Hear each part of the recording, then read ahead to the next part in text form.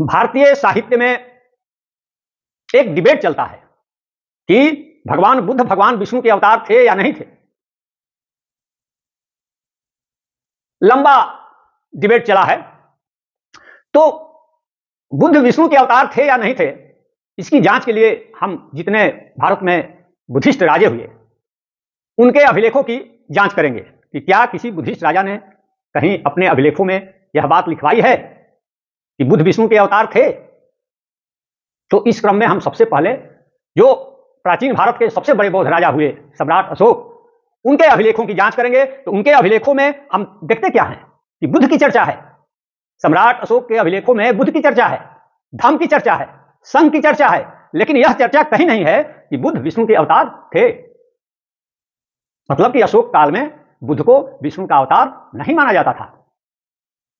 इसके बाद जो दो राजे हुए कनिष्क और मिनेंडर, बड़े बौद्ध राजे हुए कनिष्क और मिनेंडर, इन लोगों के बहुत सारे अभिलेख मिलते हैं, बहुत सारे सिक्के मिलते हैं जिस पर बुद्धिस्ट निशानियां अंकित हैं। बहुत सारी बौद्ध कलाकृतियां मिलती हैं इनके कार्यकाल की, बहुत सारी।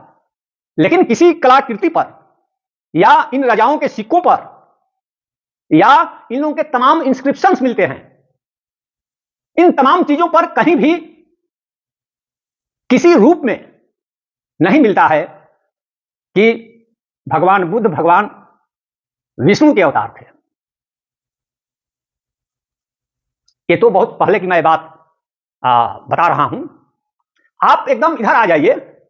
ये तमाम जो बंगाल के पाल नरेश थे, वे सभी के सभी बौद्ध ही राजा थे।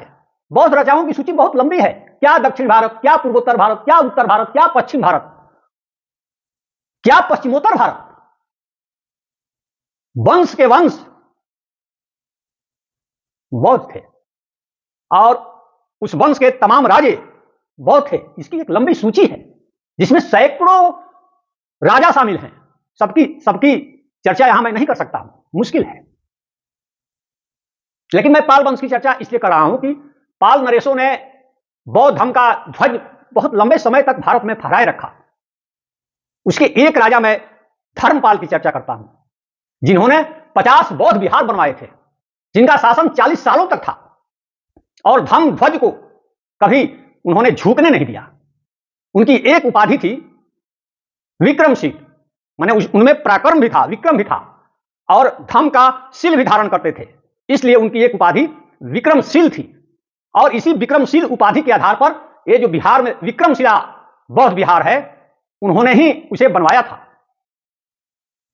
अभी बांग्लादेश में खुदाई हो रही है विक्रम बौद्ध विहार की, वो भी धर्मपाल की देन थी। उसका भी नाम विक्रम है, इसका नाम विक्रमशिला है। 50 बौद्ध विहार बनवाए थे।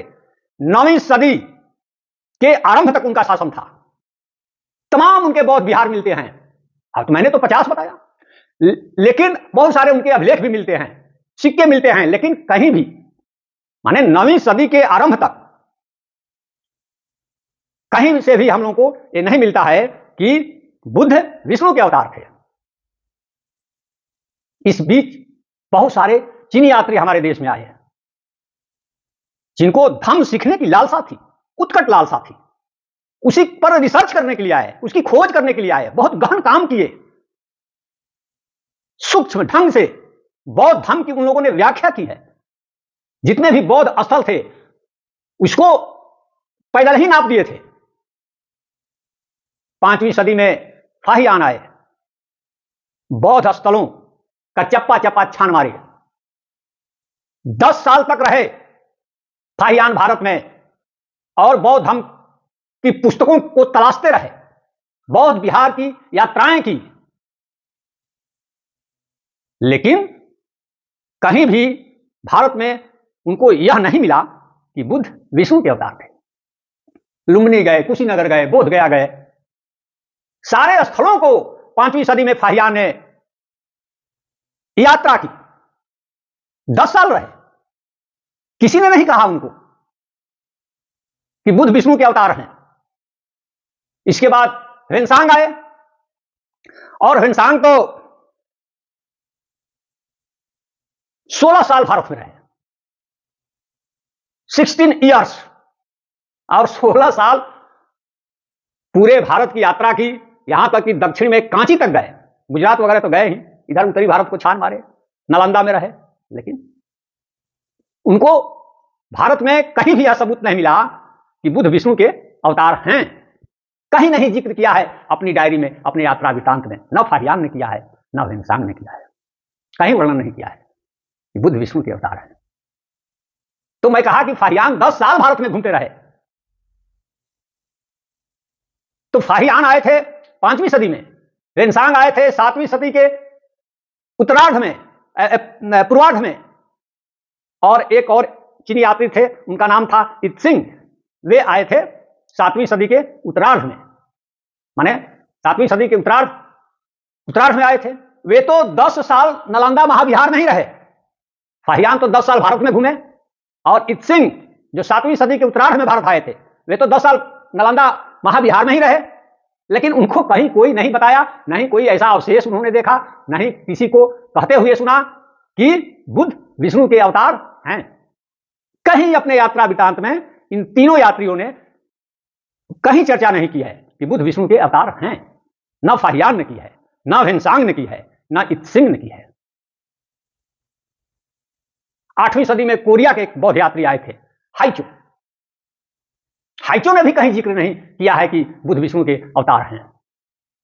तो हम देखते क्या हैं, जितने भी प्राचीन भारत के बौद्ध राजे हुए, कहीं भी किसी ने नहीं लिखवाया है कि बुद्ध विष्णु के अवतार हैं।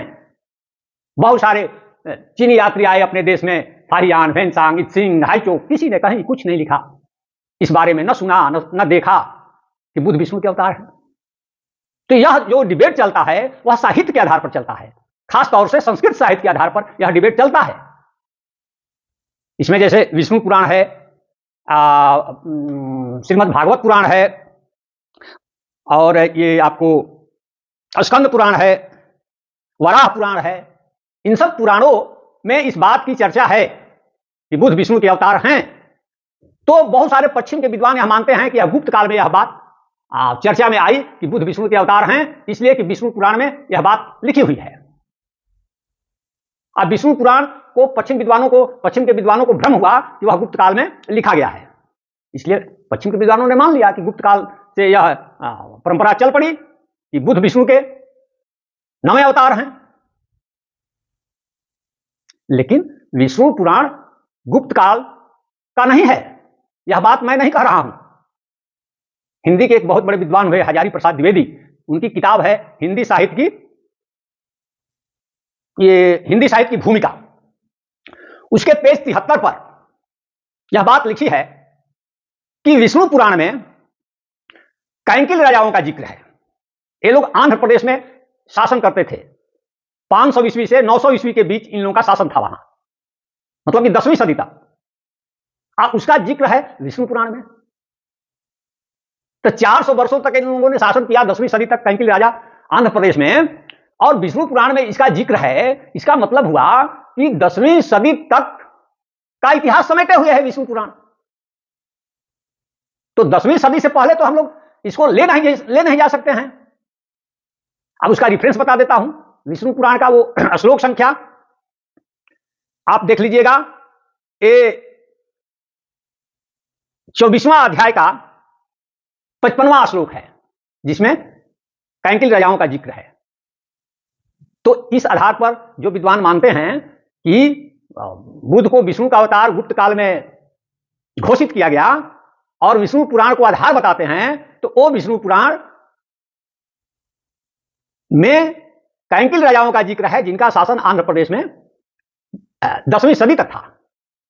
मतलब कि यह बात 10वीं सदी के बाद की है।